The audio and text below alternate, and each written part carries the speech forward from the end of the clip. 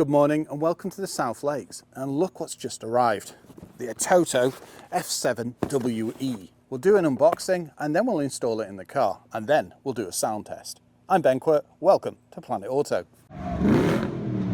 Now, you've known for, well, years that the stereo unit in the Honda Civic has, well, been living on borrowed time. For example, the pop-off keeps falling off. I have to find varying bits of stick to pop in so it actually stays on. And I do like the fact that I can get Spotify in all these press cars. Take the Genesis GV60 B&O sound system. Now, I'm not going to quite have that, but with this, Apple wireless CarPlay, navigation, and the list goes on. Anyway, that's enough of me wittering on. I think it's time for an unboxing. In the last 10 to 15 years, manufacturers have gone big on audio systems in motors. And it's not just the head units either. They've upgraded the speakers. So many cars now get subs in the back. Now, as luck would have it, ATOTO contacted us and said, would you like to test one of our new audio systems? So I thought, okay, do we go double DIN? And I looked into the Civic and it is not straightforward. You have to replace the vents with next gen and all types of things. So I noticed that they had this.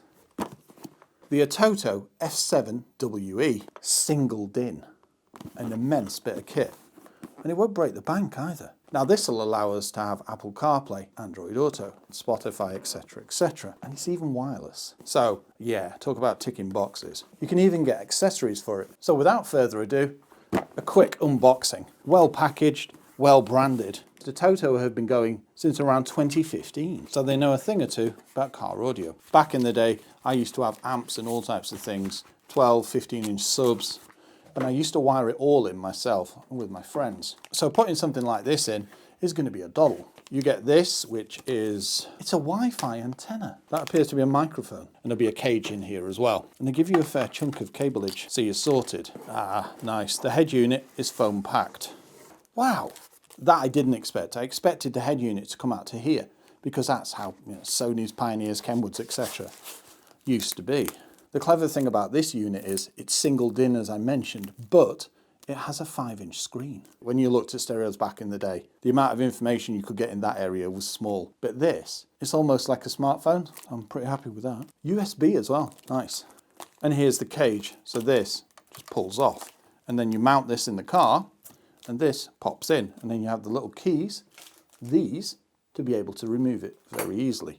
Feels well constructed, and the plastics haven't got any rough edges. Proper rotaries. It's amazing how many of these infotainment systems just have it through the screen. And let's face it, it does drive people, well, mad. So multiple jacks on the back, including RCA's antenna. A fuse here. I'll just show you what I've bought from a local Halfords. The harness. And this, I thought would be around £40.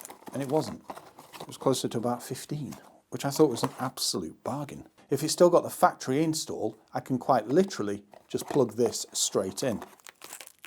Nice unit. This is going to transform our audio. Now it's a blustery cold and now dark evening, so I think the best bet is we'll take a look at this tomorrow morning. But I feel confident that we'll fit this, all going well, in about 10 minutes, which is pretty good for a conversion, because back in the day it used to take me way longer.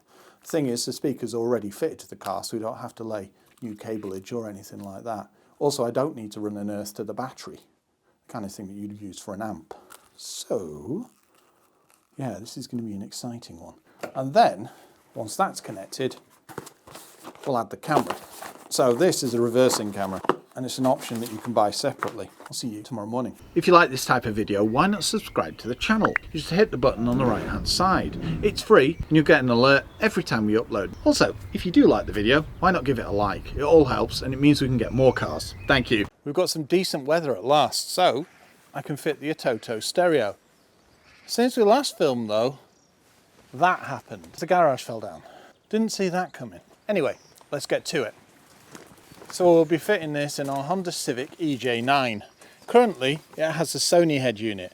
However, the face is pinned on with a bit of twig. So if it pops off, you lose your sound and your screen.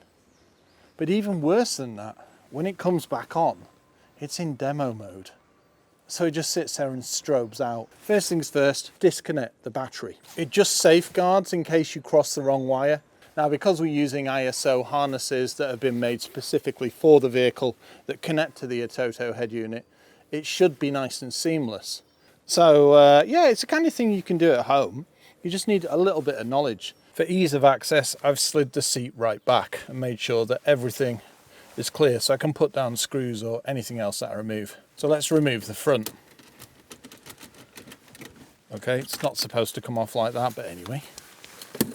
Thank you, Twig, for all these years. We've got to remove the head unit. Now, I saw that we get these tools. If not, I do have a way of getting it out.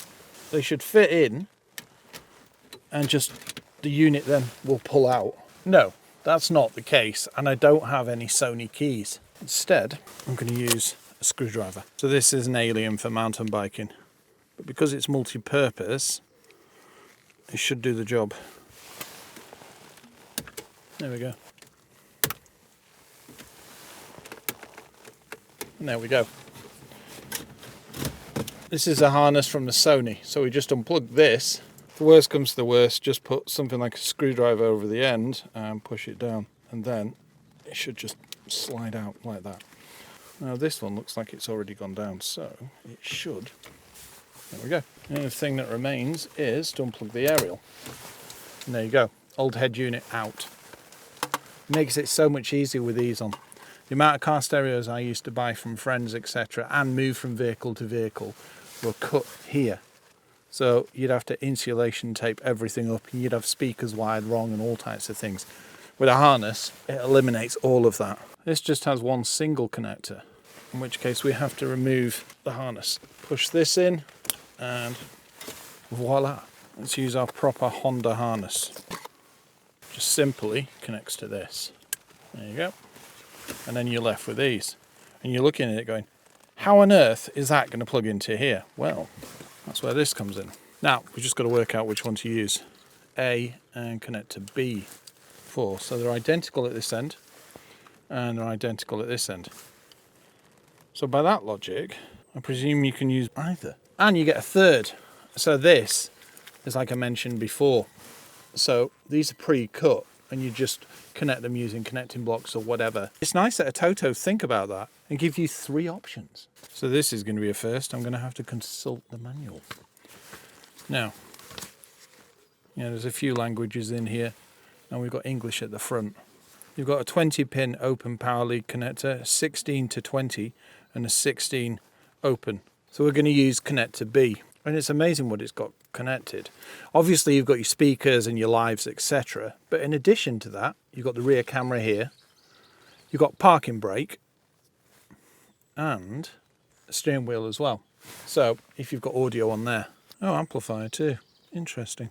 So one's 16 open and one's 20. If we can get it going before we seat it, then we're all good. So I'll plug in the speakers and then plug in the power.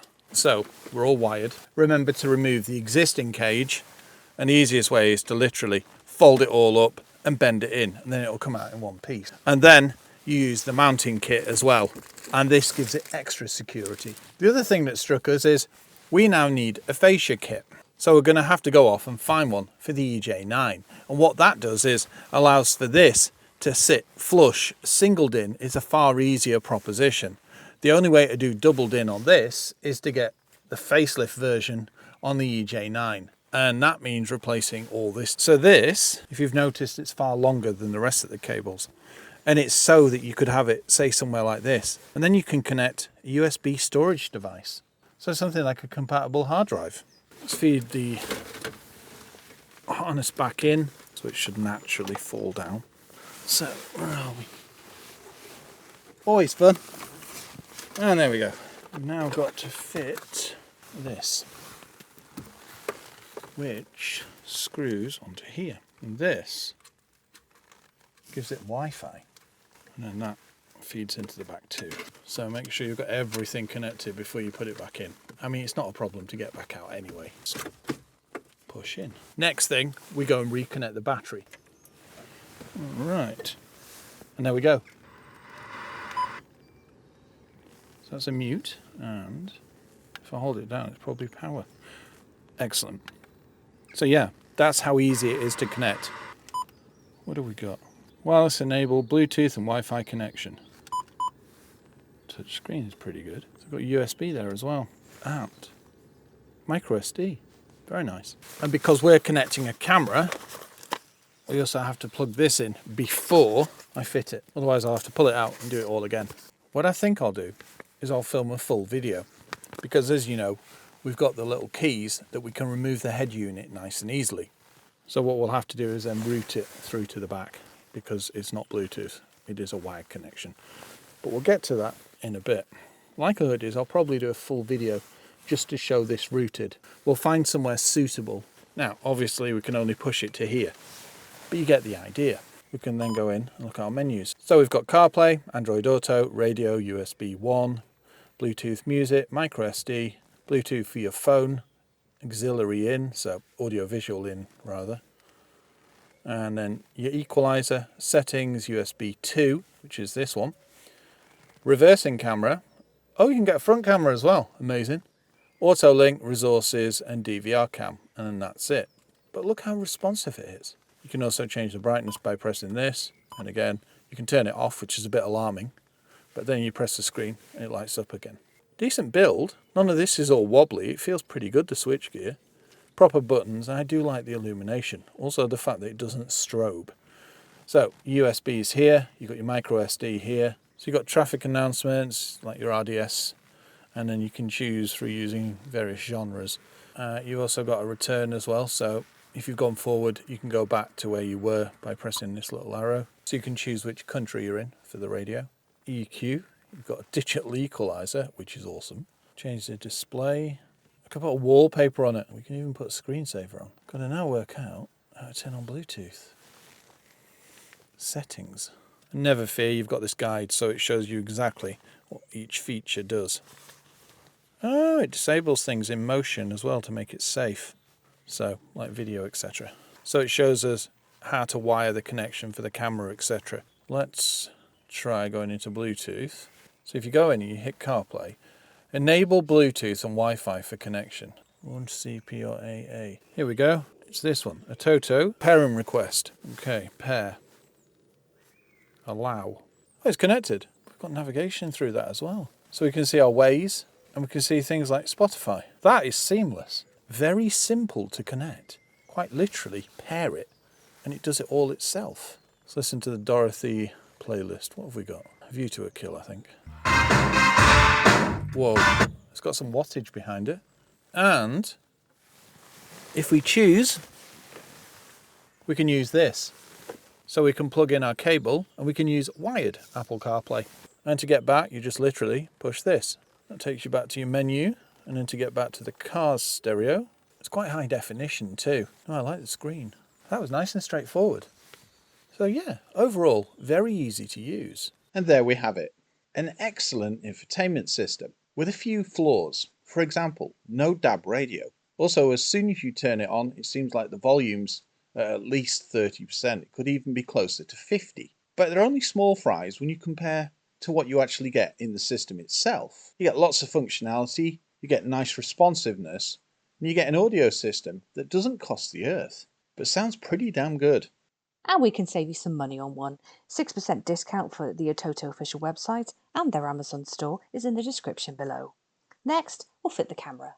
Thanks for joining us.